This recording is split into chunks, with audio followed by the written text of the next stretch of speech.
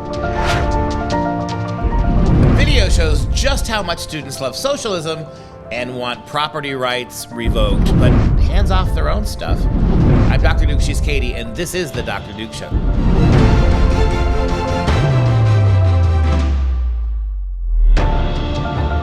Hello, everyone, and welcome to the Dr. Duke Show. We are and remain the only program that keeps you educated on the craziness impacting K-12 classrooms and college campuses around the world. Today's show is sponsored by Mike Lindell and our friends at MyPillow. MyPillow is always offering great deals, and this week they're offering their iconic pillow, the one that launched the empire, for just $30. $30 for a great MyPillow. All you have to do is use the access code Dr. Duke, DRDUKE, and it can be yours. You also get 66% on almost everything else at the store. And all you got to do, DRDUKE, rock on. If you're watching us on social media, hit that share button and let's dive in. Today we start at Georgetown University, a pretend fake Catholic university somewhere in the middle of Washington, D.C., where students are praising socialism and the redistribution of wealth, that is, until it's suggested that maybe their wealth would be shared as well. Today, Addison Smith is talking about socialism and how we're going to take all the wealth and give it to everyone else within America. And as Addison Smith likes to do, he does a little bit of an education with these students. So at the beginning, he asks them the questions and they give their ridiculous answers. And by the end, when he has a conversation with them, they start to see it like, oh, maybe. When you hear the word socialism, what's the first thing that comes to mind?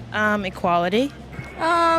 Probably not something positive based off of history classes that we've had and the way it's taught, but redistributing wealth definitely sounds more positive. I really have no issues with socialism. I'm a socialist myself and think it's kind of the only way we're going to get anything close to a real social reform in this country. I generally think it's a good thing, especially when we're considering how this ties into racial factors as well. I think it's important to understand how the redistribution of wealth can be seen as a way to ameliorate histories of racial hierarchy. I certainly see it as a good thing. I guess this might be cheesy to say, but I would say some level of equality. So maybe when we talk about redistributing wealth, if you got your dream job, making a six-figure salary, someone steps in and says, hey, you know, even though you worked really hard for years and years to get this job, we're going to take the rewards that you've reaped, and they redistribute that equally. Would you be okay with that? Well, when it's presented that way, it certainly sounds worse. Makes you think about it a little differently. Yeah. Yep. If you're in a group project with three other people, so there's four of you, and you do all the work, the project gets a perfect score, but since you guys are all in the same group, the professor takes part of your score and gives it out to the other people who didn't do any of the work. Would that be fair? From an individual perspective, no. No, I wouldn't think that's fair. I wouldn't think that was fair, but I think that would be a poor analogy to describe the economic state as it is. I don't think that's how things actually operate. Yeah, so what depresses me so much about this, they just sound like little replicants of their professors. They don't question anything they learn. They don't question anything that they hear. One person even mentioned that, well, according to history class, it's a bad thing, but I just think it means redistributing your wealth, right? I mean, even when you get somebody who's willing to even when apparently a kid takes a class where socialism was pointed out for the demonic thing that it is, still, right? She's bought into the idea that, well, that's just propaganda. The reality is equality, and individualism. Now, I love the fact that the one young lady said, well, it wouldn't be fair from an individual perspective. And why is it that our college kids have so easily bought the lie that you can discriminate against individuals without discriminating against collectives? What are collectives made out of but individuals? The level of critical thinking that these kids have when it comes to these issues is an embarrassment, and it is unworthy of what we would call higher education. But there you are, the future leaders of the country. Well, based on all those adults who are supposed to be teaching them and have not. And again, we're at Georgetown, where, remember, if you saw in that video, and there's a longer clip, so I highly advise you to go watch the entire video to see all of the various answers. But you saw there was a red table there, and that red table had the two young men, and they were the Young Democratic Socialists of America, if you didn't see the banner. But when Addison was talking to them, he talked about how the one young man wanted to elect politicians to pass the socialist policies, and that they wanted to pass it through democratic processes. And when Addison was like, so you want people to choose to elect someone to choose to take away America's private property rights? And of course, that young man thought, well, no, it's just taxes, not private property rights. And of course, Addison Smith. And so I want to elect representatives who will pass these socialist policies. You want people to choose to elect someone to choose to take away their private property rights? No, it's just like taxes, not private property right. Well, money is property. Well, if you consider a tax a violation of private property rights, then sure. The gears aren't quite turning. They're starting to. They need to be greased a little bit. And I have, again, I'm an optimist. I have hope for them that if you grease the brain cells there, a little WD-40 up in there, you might get them churning and they might come out of this big fog that they've been under for decades at this point. Well, that is interesting. The two young men at the young Democrat socialist table. You would think when they actually were presented with that question, considering that they're tabling for socialism in America, you'd think they'd have an answer besides no. When Addison hit them with the question, is this fair? You'd think there would be some sloganeering, some party line socialist garbage. It would all have been lies, but something they could default to. Mm-hmm. I mean, when you got people who are so completely unable to articulate what socialism is, representing young socialists on campus, I mean, it's an embarrassment, I say. Use the word embarrassment again.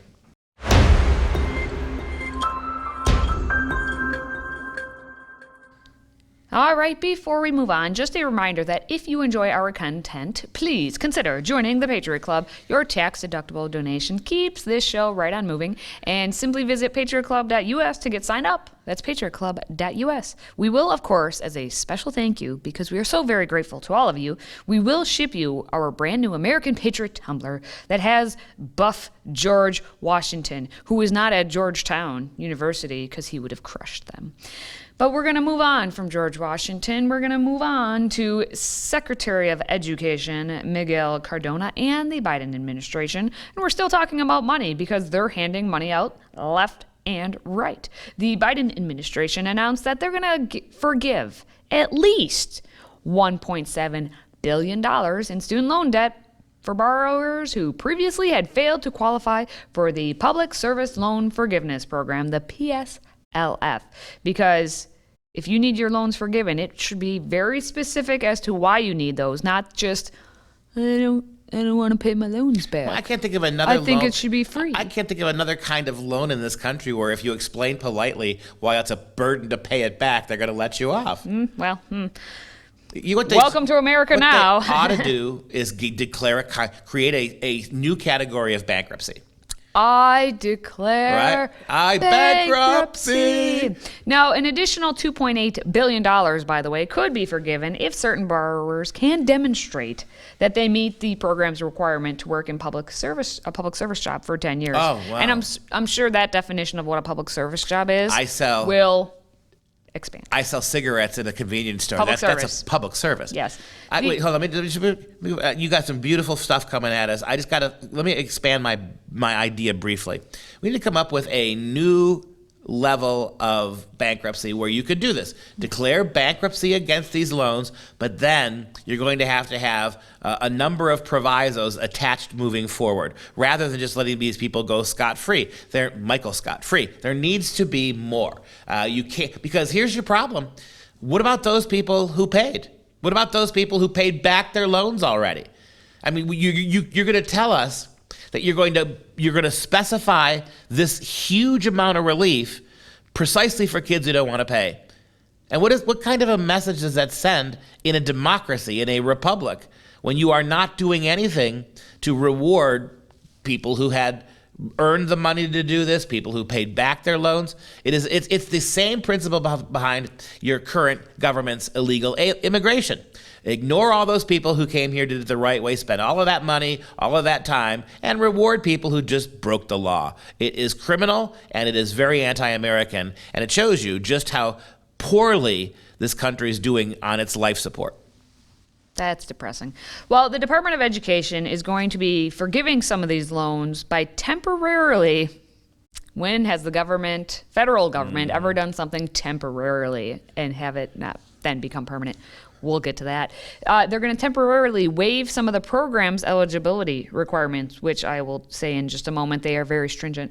And it includes the parameters around which type of loans and repayment plans actually qualify. Now, Congress originally wrote the law on the eligibility for these loans, the PSLF, and the department administers the program, but until now has not overrode Congress to loosen the eligibility requirements. So what we have is a checks and balances thing going on here, where Biden administration's gonna jump on top of Congress there and take control. So here's the history of the PSLF. It was created back in 2007. I remember that. I was in college. I remember when they were talking about this. And has strict requirements if you were to have your loans forgiven. They are: the borrower had to work full-time for 10 years at a qualifying employer. You had to make monthly payments for the entire time. Oh my gosh, how burdensome. They had to be on a qualifying repayment plan, and they had to have federal direct loans, and other types of loans did not qualify. Now, if the requirements were met, the remaining balance on the loans would be eliminated. So in other words, if it would be paid for by federal taxpayers in exchange for the borrower's 10 years of public service. Now, the strictness part is that very, very few people had qualified, and the most recent data that they have actually shows that 97.9% were denied. So Kerry, the 2.1% actually met the requirements. So you've created a program. So let's get rid of that. Yep. So you've created a program, and then you've made that program almost exclusively unaccessible in some ways, right? They wanted you to make sure you were being a responsible adult and paying it off. And if you're working, the main thing is that the 10 years working for a full-time qualifying employer, so working public service, like 10 years. Yeah, exactly. And then be paying what does that mean? It's a public service. So I assume a postal carrier would be acceptable, I would think, and nobody in private business would. Pretty much government jobs, I would think. So when you didn't have that many people actually able to carry this out, let's just, now what they're saying is let's put waivers in. And so payments that were made late, payments that, made through payment plans, they didn't actually qualify, or if you made on your like a type of loan that actually didn't qualify, all of that now is going to be able to count towards your 120 required payments, because 10 years, 12 payments per year if you're paying on time. Yeah, that's 120 payments. Is a major, so all of that, if you paid late, if you Yep. do that, it doesn't matter. We're gonna just still allow you to get college. And for what gives the free, Secretary of essentially. Education the authority to do this? Well, Miguel, I mean, he's the Secretary of Education, so that's pretty much all the requirement you need. That's qualification right there.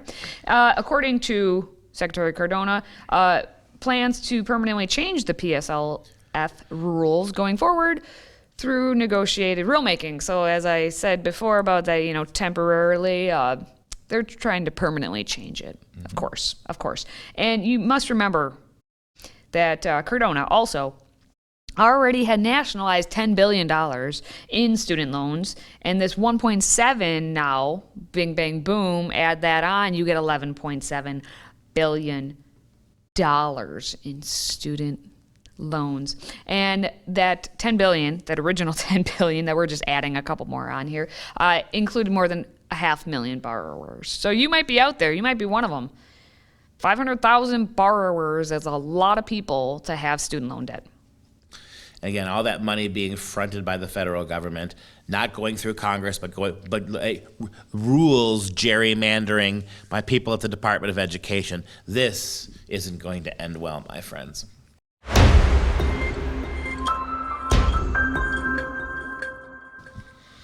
Now, our next story involves a man who had survived China's Cultural Revolution, but he no longer can survive being in front of college students especially undergraduates. His name is Brightsheng. He's the Leonard Bernstein Distinguished University Professor of Composition at the University of Michigan School of Music, Theater, and Dance. And he is, by all accounts, a renowned composer, a conductor, a pianist, and for that, all that. And a great teacher. No, he's no longer, because he must be canceled. Of course he must be canceled. His coursework was taken away from him, and he has been changed to...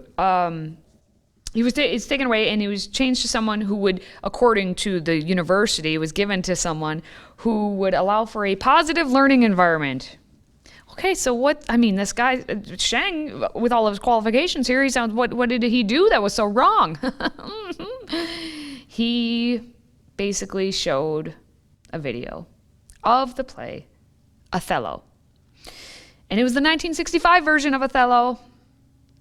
And if you've seen it at home, maybe. Dr. Duke, have you seen it at home? I have watched it. It's a good movie, actually. It's a good version. No, it's not. Because Laurence Olivier was in blackface. Yes, he was. Because it was 1965. Well, here's what happened, though. So the video was shown, and music, theater, and dance freshman Olivia Cook attended her first composition seminar with Sheng. She was all excited. So basically one kid, one aggrieved student. Yes. So the thing is, in this composition seminar, the entire course was focusing on Shakespeare's works, because Othello, Shakespeare's works. Dr. Duke is very excited, I can tell. And so the class started, okay, we're going to show Othello, and then it was Laurence Olivier in blackface. And so then, poor Olivia Cook, she sat there going, I was stunned. In such a school that preaches diversity and making sure that they understand the history of POC, people of color. In America, I was shocked that Sheng would show something like this in something that's supposed to be a safe space. Her actual comment. The irony is that Sheng is more of an outsider than she is. Oh, stop it. That doesn't count. He was born in a foreign country. He was acclimated in a foreign country. He escaped the evils of communism. He's trying to give these kids an education. So when he's actually showing Shakespeare's plays, he's trying to get at them from musical perspectives. So for instance, the video of Othello, the play, the 1965 Laurence Olivier one, and Otello, the opera, right? He's trying to bring these things together for the children. And just because the version of he picked, the Laurence Olivier version does have the lead actor playing Othello, Olivier, in blackface, this child blows up, and she's going to undercut a incredibly distinguished career for no other reason than he was trying to give her an education. This is what happens when you put smug little first-year freshmen in charge of the entire faculty. Well, yes. And so Sheng sent out an apology saying, I thought that in most cases the casting principle was based on the music quality of the singers. Of course, time has changed. I made a mistake in showing the film. It was insensitive of me. I'm sorry. Okay.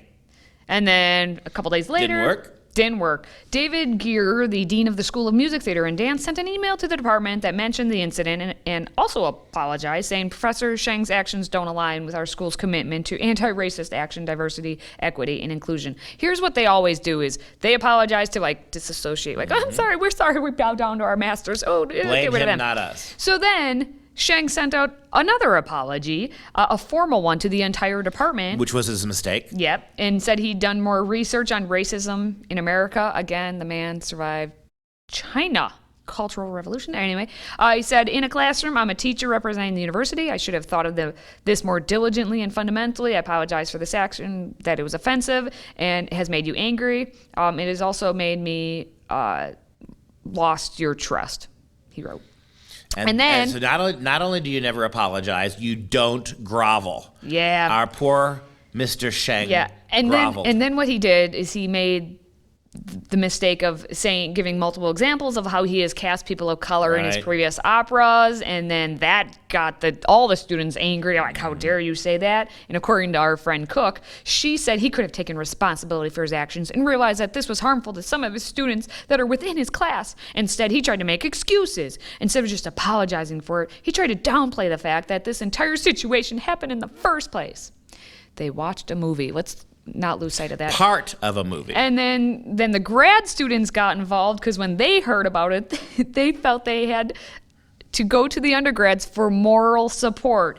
And the grad student one said it was sort of protective reaction from the grad students, like, what can we do to help the undergraduates? What do they need? Clearly they're not going to be going into a room with Sheng anytime soon. And then, this keeps getting better. This is the best story ever. 18 undergraduate composition students, 15 graduate students, and 9 members of the school staff and faculty. Dr. Duke would probably be able to pick out 9 from his own staff that would follow in this. They sent a letter to the dean, further complaining, saying that Professor Sheng responded to these events by crafting an inflammatory apology letter to the department's blah, blah, blah, blah. They demanded his resignation, that he be removed from the classroom. After all that groveling, they saw it as a it was improper because he didn't condemn. He tried to explain what his thought process is rather than cut off, commit ritual Harry Kerry, wrong culture, I know, but take the old bonsai knife for having humiliated himself at his school. That's nothing short of that would have satisfied them.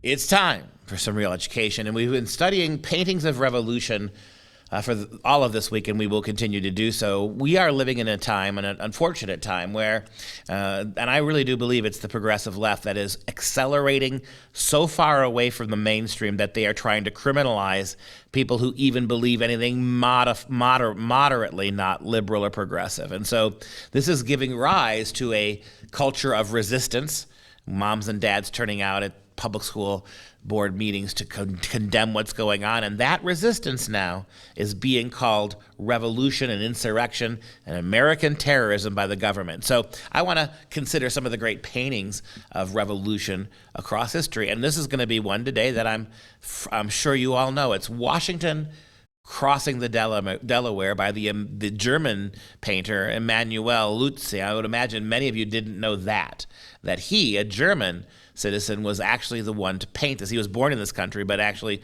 went back to Germany and grew up there. And this is the iconic picture right here. And there are 3 different, by the way, versions of this picture. General Washington is emphasized by an unnaturally bright sky, the dawning of the sun, right, coming out of the clouds, beaconing a new day and a new nation, while his face catches the upcoming sun. He sort of turned toward it.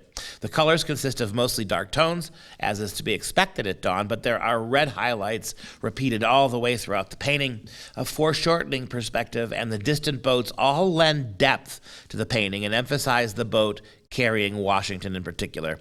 The people in the boat represent a cross-section of the American colonies, including a man in a Scottish bonnet and a man of African descent facing backward next to each other in the front. Western riflemen at the bow and stern, 2 farmers in broad-brimmed hats near the back, one with a bandaged head, and the androgynous rower in the red shirt, possibly meant to be a woman in man's clothing.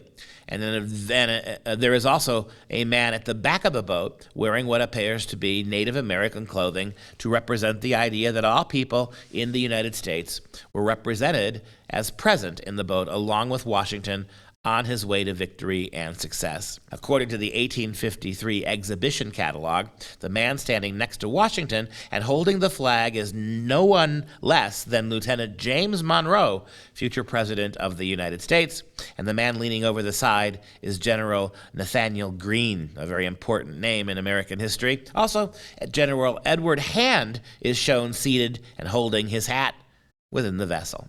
All right, we want to take a moment now to show some love to our Patriot Club members, and today we're giving that special shout out to Tina from Newman, Georgia. Tina, thank you so much for supporting us. And that wraps up this show for Freedom Project. I'm Dr. Duke, she's Katie. Until next time, stay educated, my friends.